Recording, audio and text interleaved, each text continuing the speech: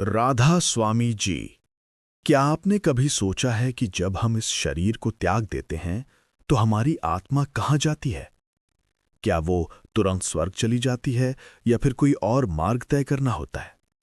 आज हम जानेंगे गरुड़ पुराण में वर्णित उस रहस्यमयी यात्रा के बारे में जो हर आत्मा को शरीर त्यागने के बाद करनी पड़ती है। लेकिन आगे बढ़ने से पहले अगर आप ऐसी आध्यात्मिक कहानियां और साखियां सुनना पसंद करते हैं तो इस वीडियो को जरूर लाइक करें और चैनल को सब्सक्राइब करें। गरुड़ पुराण हिंदू धर्म के सबसे रहस्यमयी ग्रंथों में से एक है। ये पुराण मृत्यु के बाद आत्मा के अनुभवों, उसके मार्ग और उसके कर्मों के फल के बारे में अत्यंत विस्तार से बताता है। इस ग्रंथ के अनुसार जब आत्मा शरीर को छोड़ती है तो उसे दो यमदूत लेने आते हैं। ये यमदूत कोई साधारण दूत नहीं होते, ये धर्मराज यम के सेवक होते हैं जो हर आत्मा को उसके कर्मों के अनुसार मार्ग दिखाते हैं। कहा गया है कि जब कोई सज्जन व्यक्ति यानी पुण्य आत्मा मरता है तो उसके शरीर से प्राण निकलने में कोई पीड़ा नहीं होती। उसकी आत्मा शांति से बाहर निकल जाती है, जैसे दीपक से लौ धीरे धीरे ऊपर उठती है। लेकिन अगर कोई पापी व्यक्ति दुराचारी या अत्याचारी होता है तो उसकी आत्मा को शरीर से बाहर निकलने में अत्यंत पीड़ा होती है। गरुड़ पुराण के अनुसार ऐसे व्यक्ति के लिए मृत्यु कोई अंत नहीं बल्कि एक कठिन प्रारंभ होता है। जब आत्मा शरीर से अलग होती है तो वो अकेली नहीं होती। गरुड़ पुराण कहता है कि मृत्यु के तुरंत बाद दो यमदूत आते हैं, एक आत्मा को संभालने के लिए और दूसरा उसके कर्मों का लेखा-जोखा बताने के लिए। आत्मा उस समय निश्चेष्ट होती है। वो अपने घर, अपने परिजनों, अपने शरीर को देखती है पर कुछ कर नहीं सकती। वो देखती है कि उसका परिवार रो रहा है, सब दुखी हैं, लेकिन वो बस मौन खड़ी होती है।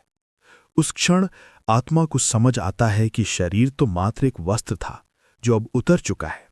गरुड़ पुराण में लिखा है कि मृत्यु के बाद आत्मा को केवल 24 घंटे के लिए यमदूत अपने साथ ले जाते हैं। इन 24 घंटों में आत्मा को ये दिखाया जाता है कि उसने जीवन में क्या क्या किया, कौन से कर्म पुण्य थे और कौन से पाप। उसे हर दृश्य, हर घटना दिखाई जाती है जिससे वो अपने जीवन की सच्चाई को महसूस कर सके। इन 24 घंटों के बाद आत्मा को वापस उसी घर में छोड़ दिया जाता है जहां उसने शरीर त्यागा था।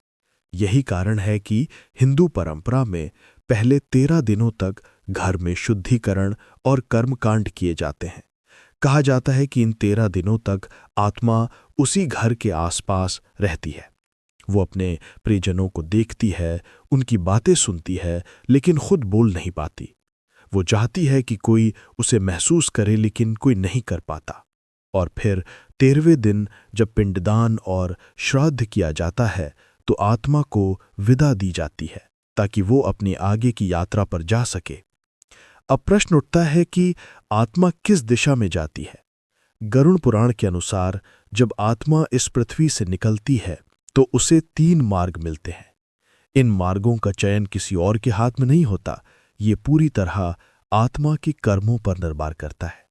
पहला मार्ग है अर्ची मार्ग, जिसे देव मार्ग भी कहा गया है। ये मार्ग उन आत्माओं के लिए होता है जो ब्रह्म ज्ञान, भक्ति और पुण्य से परिपूर्ण होती हैं। ये आत्माएं ब्रह्मलोक और देवलोक की ओर जाती हैं जहां उन्हें दिव्य शांति और आनंद की प्राप्ति होती है। दूसरा मार्ग है धूम्र मार्ग। ये मार्ग उन आत्माओं के लिए होता है जिन्होंने जीवन में अच्छे कर्म किए परंतु पूर्ण भक्ति या मोक्ष की प्राप्ति नहीं हुई। ऐसी आत्माएं पितृलोक की ओर जाती हैं जहां वो अपने पूर्वजों के साथ कुछ समय व्यतीत करती हैं। और तीसरा मार्ग है उत्पत्ति विनाश मार्ग। ये मार्ग उन आत्माओं के लिए होता है जिन्होंने जीवन में पाप, हिंसा, छल, अन्याय और अधर्म का मार्ग अपनाया। ऐसी आत्माएं नरक की ओर जाती हैं जहां उन्हें अपने कर्मों का दंड मिलता है। गरुड़ पुराण में नरक का विस्तार से वर्णन है। कहा गया है कि हर पाप का अलग दंड है। किसी ने झूठ बोला तो उसे अंधकार में स्थान में भेजा जाता है। किसी ने दूसरों का हक छीना तो उसे अग्नि की झील में डाला जाता है। किसी ने हत्या की तो उसे बार बार मृत्यु और जन्म का चक्र झेलना पड़ता है। ये सब इसलिए ताकि आत्मा को अपने कर्मों की सच्चाई का अनुभव हो और वो अगली बार धर्म के मार्ग पर लौट सके। जब आत्मा यमलोक की ओर बढ़ती है तो उसका मार्ग आसान नहीं होता। गरुड़ पुराण कहता है कि आत्मा को 48,000 योजन लंबा मार्ग तय करना पड़ता है। इस दौरान आत्मा को तपन, ठंड, भय, अंधकार, पश्चाताप सब कुछ झेलना पड़ता है। लेकिन यदि आत्मा ने पुण्य कर्म किए हैं तो उसके लिए यमदूत मार्ग में प्रकाश फैलाते हैं, उसे डर से बचाते हैं। आत्मा का शरीर छोड़ने के बाद भी उसका अस्तित्व रहता है, लेकिन वो अब सूक्ष्म शरीर में होती है। इस सूक्ष्म शरीर में उसके कर्मों की छाप, उसकी इच्छाएं और उसकी चेतना बनी रहती है। इसलिए कई बार हम सुनते हैं कि कुछ आत्माएं अधूरी इच्छाओं के कारण इस संसार में भटकती हैं। दरअसल वो अपने कर्मों या मोह के कारण आगे नहीं बढ़ पाती। गरुड़ पुराण ये भी कहता है कि जब परिवार वाले श्राद्ध, तर्पण और दान करते हैं तो आत्मा को राहत मिलती है। वो धीरे धीरे उस संसार से मुक्त होकर अपनी अगली यात्रा की ओर बढ़ती है। यही कारण है कि हमारे धर्म में मृतक के लिए संस्कार करना अत्यंत आवश्यक माना गया है। ये संस्कार सिर्फ परंपरा नहीं है, बल्कि आत्मा के लिए ऊर्जा और मुक्ति का मार्ग है। मृत्यु के बाद आत्मा के लिए 2 द्वार खुलते हैं, एक स्वर्ग का और दूसरा नर्क का। स्वर्ग में वे आत्माएं जाती हैं जिन्होंने धर्म, करुणा, दया और सच्चाई का जीवन जिया। वहीं नर्क में वे आत्माएं जाती हैं जिन्होंने अधर्म और पाप का मार्ग चुना। लेकिन गरुड़ पुराण एक और विशेष बात कहता है कि इन दोनों से भी ऊपर एक मार्ग है, मोक्ष का मार्ग। मोक्ष वो अवस्था है जहां आत्मा को फिर कभी जन्म नहीं लेना पड़ता। वो पूर्ण शांति में विलीन हो जाती है, परमात्मा के स्वरूप में। और ये अवस्था तभी मिलती है जब आत्मा पूरी तरह पवित्र हो जाती है, जब उसके भीतर न कोई मोह रहता है, न पाप, न अहंकार। इसलिए गरुड़ पुराण हमें ये संदेश देता है कि मृत्यु से डरना नहीं चाहिए, बल्कि ऐसा जीवन जीना चाहिए कि मृत्यु के बाद आत्मा को भय न हो, बल्कि शांति मिले। क्योंकि मृत्यु अंत नहीं है, ये एक नई शुरुआत है, आत्मा की एक और यात्रा की। हमारा हर कर्म, हर विचार, हर भावना आत्मा पर अपनी छाप छोड़ती है। इसलिए अगर हम प्रेम, दया और भक्ति से जीवन जीते हैं तो हमारी आत्मा का मार्ग प्रकाशमय होता है।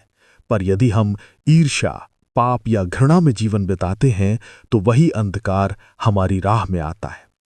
गरुड़ पुराण की यही शिक्षा है कि जीवन क्षणभंगुर है पर आत्मा अमर है। शरीर मिटता है पर आत्मा कभी नहीं मरती। वो बस एक लोक से दूसरे लोक की यात्रा करती रहती है और उसके साथ चलता है सिर्फ एक, उसके कर्मों का लेखा जोखा। इसलिए भाइयों और बहनों, जीवन में जितना संभव हो सके पुण्य कर्म कीजिए, भक्ति कीजिए और सच्चे मार्ग पर चलिए। क्योंकि जब शरीर खत्म होगा तो न धन साथ जाएगा, न मान सम्मान। साथ जाएगी तो सिर्फ आत्मा और उसके कर्म। राधा स्वामी जी।